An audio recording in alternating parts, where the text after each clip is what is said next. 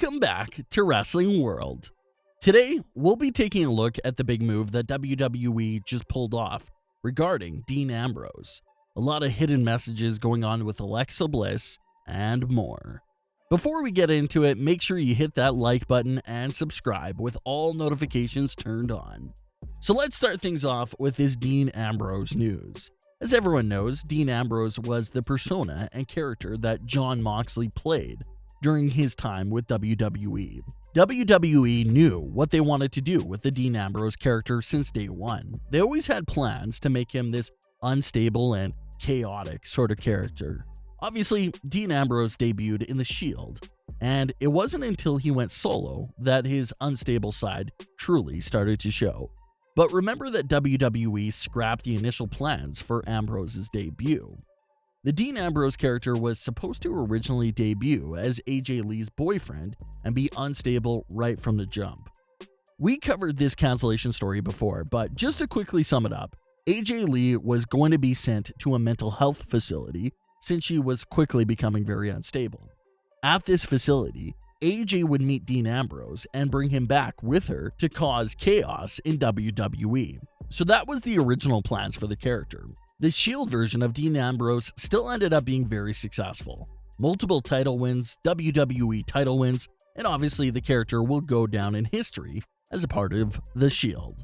We know how things played out. Moxley was unhappy in WWE, didn't want to stay no matter how much money they threw at him. Moxley explained how he was at one point considering staying, but after the segments of him coming out in gas masks and cutting promos from a doctor's office while he was getting shots, he knew it was time to go. That led to him joining AEW, and he's been the face of the company ever since. So what does Dean Ambrose have to do with WWE right now? Well, WWE has officially just renewed their file for the rights of Dean Ambrose. The claim came in on October 8th, 2020, and was officially entered into the database on November 23rd. The description for the trademark includes the usual terms for WWE's trademarks: entertainment services, namely wrestling exhibitions and performances by a professional wrestler. So everyone is scratching their heads on this trademark filing for WWE. It's clear that Jon Moxley wants nothing to do with WWE and has no intention to leave AEW. So why hold on to that name? It's not even like that Cody Rhodes situation where they were holding on to the name just to be petty because they knew Cody really wanted it. Jon Moxley couldn't care less for the Dean Ambrose name and wouldn't want it even if it was fully available. So that's not the issue here either. Maybe it is to prevent someone else or some other company out there from getting the rights to that character's name. Or maybe WWE is just holding on to it with the hopes that Moxley will come back one day to portray the Dean Ambrose character again. But yeah, definitely doubt that. The way they left everything off at, and how many things Moxley has been saying about the WWE over the last few years, I don't think WWE would be in a rush to take him back. And I don't think WWE would be Moxley's ideal landing spot, even if he left AEW. So it is true that this is a brand new filing for the Dean Ambrose name, but it doesn't have real meaning to it. We'll have to see if there's any more updates to this story. So, it's time to get back into the Alexa Bliss and Bray Wyatt story. I know it may not be everyone's favorite story, but honestly, it's one of the only storylines on Raw that has so much going on and has so much to talk about. So, I wanted to get back into it. Alexa Bliss vs. Nikki Cross gets confirmed for this show, and it's a big deal because it's Alexa's first match since September 25th. Alexa Bliss didn't wrestle for just about 2 months, so that was quite the announcement. Nikki Cross gets interviewed and says that she still wants to help Alexa, but it's going to have to be in a different way than she first intended. She's going to have to beat the Fiend out of Alexa during a match.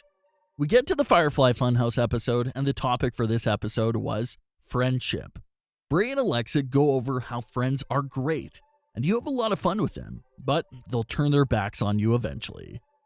We did get another flashback to the burning of Wyatt's house from a few years ago at the hands of Randy Orton. So even though Alexa vs. Nikki was the main focal point of this Firefly Funhouse, Bray Wyatt slipped in a lot of references to Randy Orton throughout the episode as well, confirming that Bray was still after him. Friendship Frog appears on screen and starts to go back and forth with Alexa and Bray Wyatt about friendship.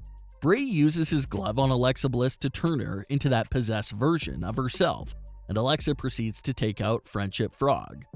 Then, they had a montage of the Frog's life, but they also had another reference to Randy Orton that wasn't too easy to spot.